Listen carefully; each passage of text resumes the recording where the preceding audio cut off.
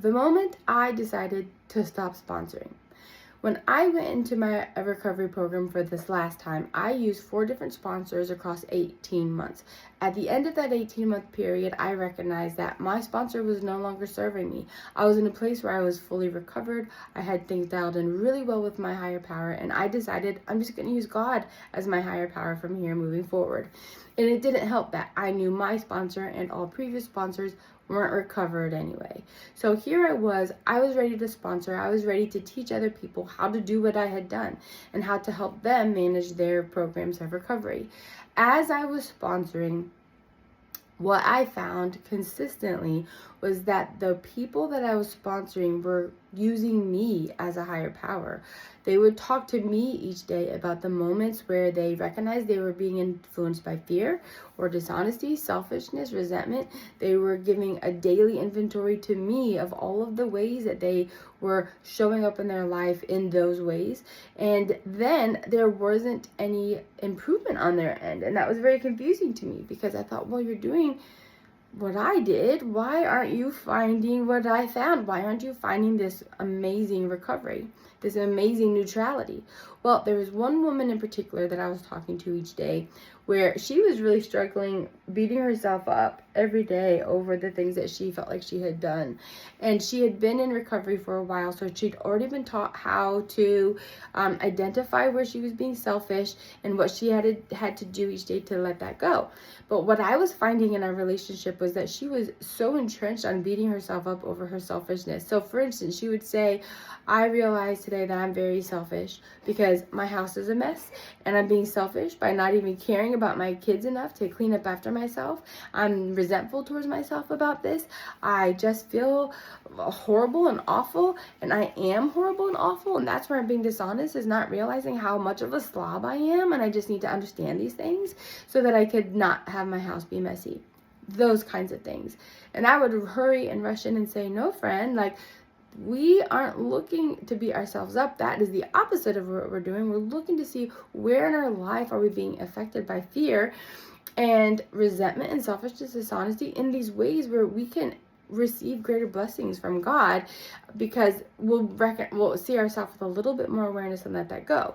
That doesn't mean looking around your life and seeing what are the things you're doing wrong and then trying to beat yourself up out of those patterns. No way, because all you're doing is creating fear and shame and discontent and all of these things in your life. And so we need to do this with a lot more gentleness. And so I worked with her a lot on trying to recognize the grace in that and the opportunity to find this gentle recovery process. However, the harder we work together, the more confused I was, because this was the same dialogue I was getting from her every day for weeks and weeks and weeks. I introduced her to what is called the two-way prayer. This idea that when we go through those questions of, where was I afraid today? Where was I feeling resentful, dishonest, selfish, those kinds of things, that it should be a two-way prayer. I'm not asking you those questions. Those are questions that you should be asking God, because He will show them to you. He will bring awareness to your blindness and teach you these things about you, to gently point out areas in your life where you're ready for incremental improvement. Because if you can let those fears go from today, and resentments from today, and selfish patterns and dishonest patterns from today, you'll be able to find incremental improvement and feel the presence of God more fully in your life. You'll see the power of Him removing those things for you and giving you peace instead. And thereby, you're building your recovery journey step by step, day by day, with each of these interactions that you have with God. And they are gentle, and they're peaceful, and they're amazing. So I taught her this concept that, hey, don't give me the answers to these questions. I'm not asking you. These are questions for you to ask God, so He can gently help you discover these areas and heal today incrementally. When I taught her that, she was excited. She did the two-way prayer for a couple days and reported, wow, I feel amazing. I feel peaceful. I feel much more neutral toward my addiction. This is amazing. And then we continued, and over the days, she was getting more and more, beating herself up again, getting negative, being discouraged that she wasn't progressing. And I was just confused that she wasn't progressing, because I'm like, I'm telling you how to do this the way that I did this, and it's not working. And then after a couple weeks of her going back into her depression and discouragement and despair and beating herself up, I was like, girl, how's that two-way prayer coming? How's it going for you? She's like, oh yeah, the two-way prayer. Oh yeah, I totally should try that again. That was really helpful. I'll try to do that again tonight.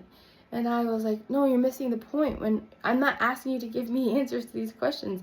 Everything, all of this is intended to be a two-way prayer. Like, I appreciate that you're sending me these updates, but I can't do anything for you. I'm a powerless human being. I'm a powerless mortal. If anything, all I'm doing is standing here trying to remind you to do the two-way prayer and to go into that space with God so that He can move you towards those incremental improvements, to the increased measure in peace, to the lifting of your addiction, to the lifting of your fear and resentment, all of those things. I can't do that for you. So you sending me a text every day or a message every day or calling me, that doesn't do anything for you at all, especially if it's not encouraging you to carry it through to the point where you're talking to God. So right now, I'm wasting your time. And quite frankly, you're wasting my time. I didn't say that to her. I wouldn't be that unkind. And it wasn't even a point of unkindness and resentment as much as it was just realizing, like, I'm not helping you. If anything, I'm standing in your way because you think you've completed a step that you haven't. You're sending me a text, you're giving me a phone call, you're giving me an update and feeling like I did it. I did the maintenance steps.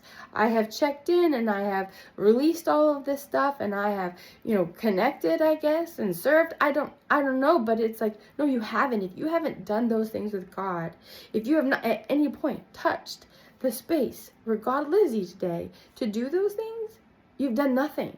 All you did was call up a friend and gripe. That's it.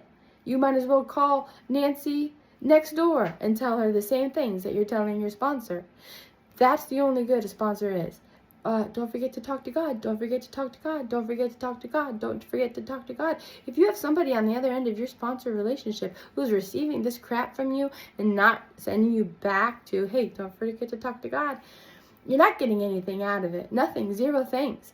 And the only thing your sponsor is getting out of it is feeling like they're doing what they need to do to complete step 12. Nobody's getting anything out of this. That's when I decided to give up sponsoring, at least the way I had always done it, because I was like, I'm not helping anybody by standing here and acting like I'm your higher power. I'm not doing anything standing here and giving you any opportunity to think you have completed steps that you have not completed. This is between you and God, and if I can't be the one to help you to plug that in and realize it, I'm good for nothing here, because that's where the work needs to be. And I don't want to take up that time, space, and energy between the two of us where it should be. It's being spent in your prayers and in your reach there. And so that's when I gave it up. And I still do not sponsor, not really. I try to teach. I have a newsletter I send out. I host, a meeting on Tuesdays. There are things I do to try to teach, to try to encourage people to go to God, but never, ever, ever again will I go into a daily relationship with somebody where they are reporting to me what they've done or haven't done, unless it is just, yep, I talked to God. I did the thing. Yep. I let go of the things that were plaguing me. I met God where He was so that I can receive that incremental improvement. It was incredible.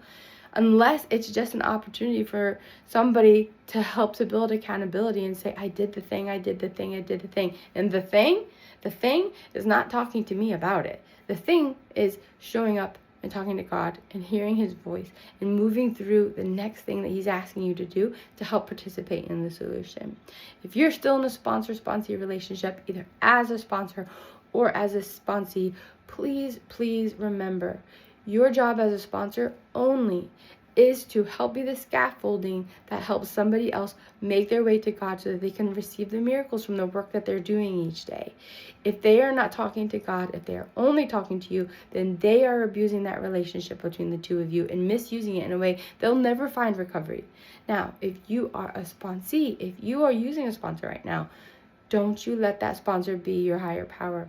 Not at all. And never for 1 second think that every time you've sent a text, you've done any kind of step work at all. You've done zero step work until you have taken time to talk to God. That's it.